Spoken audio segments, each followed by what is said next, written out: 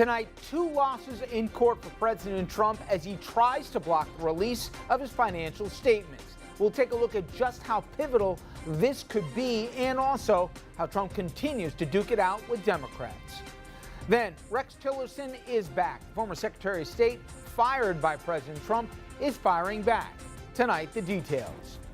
Also, 65 years after Brown versus Board of Ed, many schools are essentially segregated.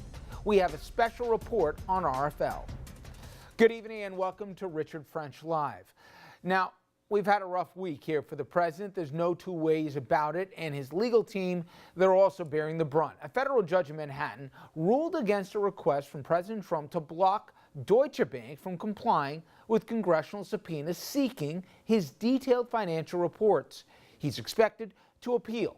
Now, that came 2 days after a judge in D.C. also ruled against the president's bid to defy another congressional subpoena, this one to get his accounting firm to hand over his tax returns and other financial documents. Trump again appealing.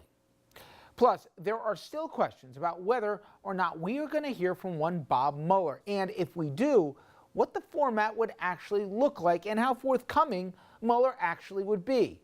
Now, confidants of Mueller's reportedly are reluctant to have their boss testify due to just how politicized the whole thing has become.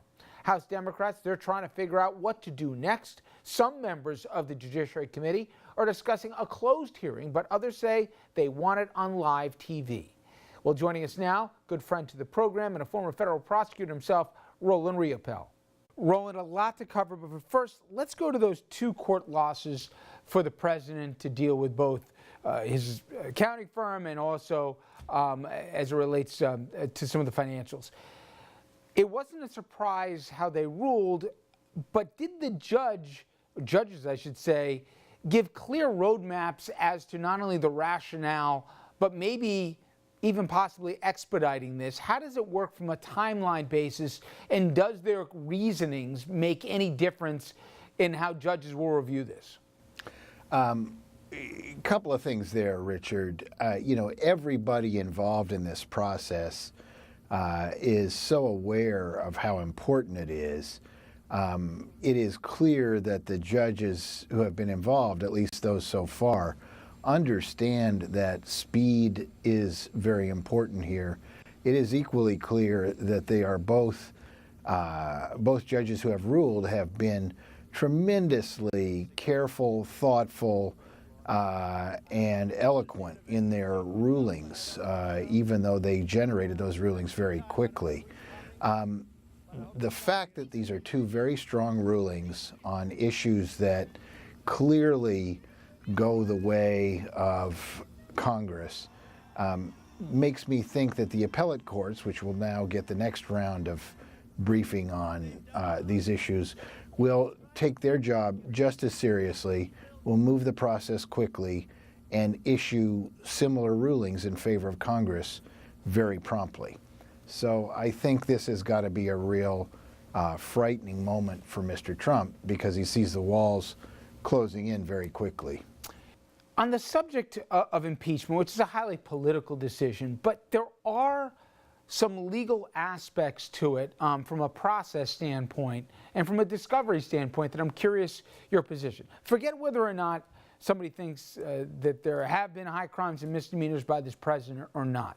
The political calculation at this point has obviously been Nancy Pelosi believes, and if you look at the polls, they seem to bear out, that if you impeach the president, A, it'll never get through the Senate, and B, there could be, like history had with Clinton, et cetera, a perception of overreach by Democrats that will hurt in the ballot box next year. At least that's the calculation she's weighing right now. Let the process play out, let more discovery happen naturally through that, and, it'll be hung by his own petard.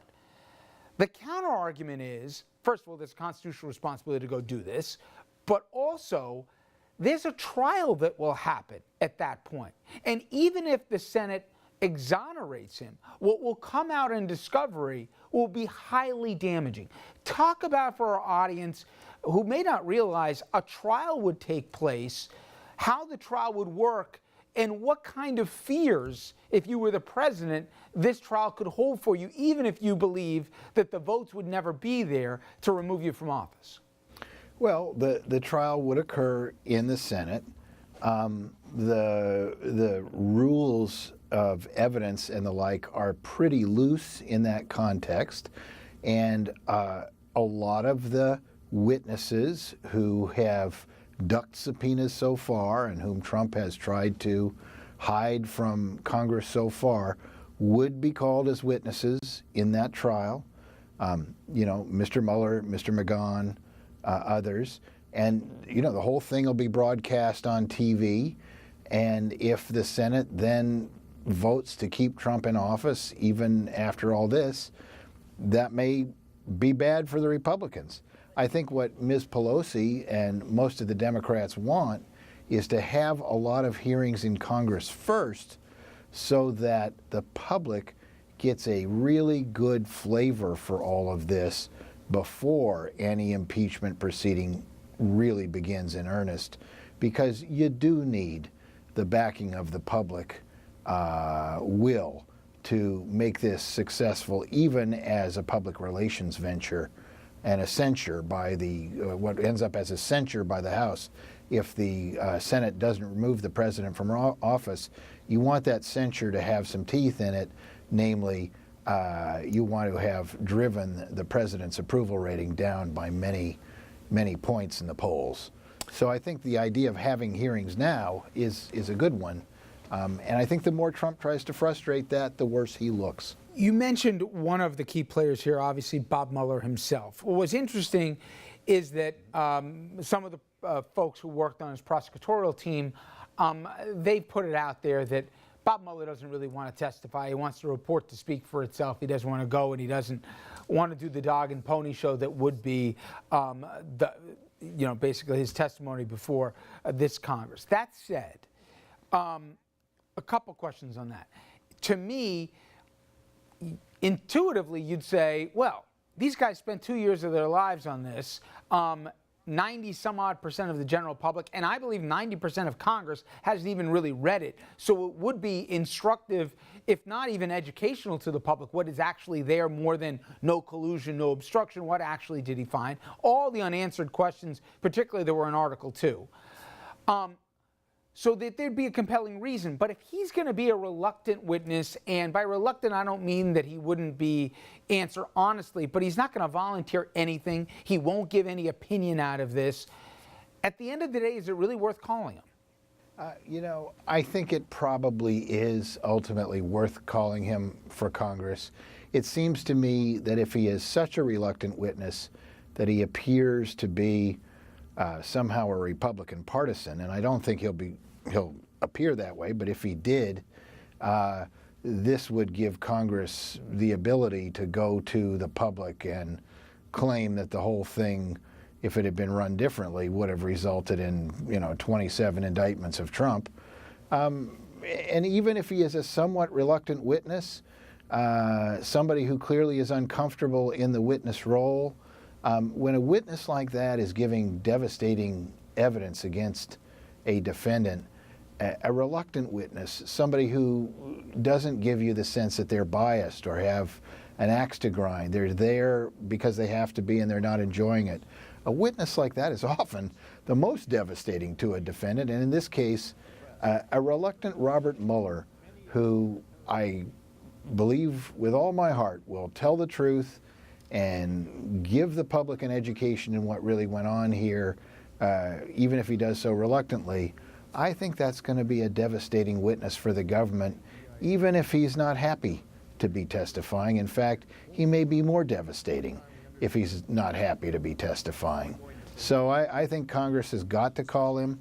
I think this is part of educating the public, because I agree with you that the vast majority of the public really doesn't know much about what's in that report, and certainly hasn't read it, and probably doesn't even read the newspaper on it, and probably thinks about something else when it's on the evening news.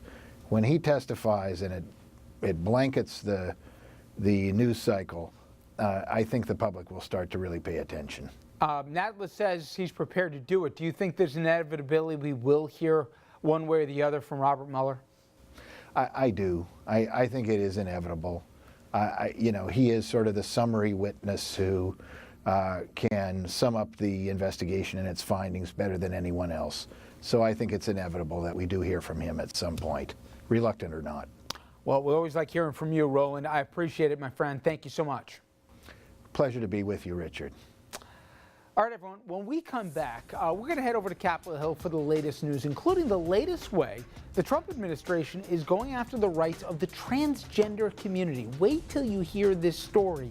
You won't believe it. Stay with us.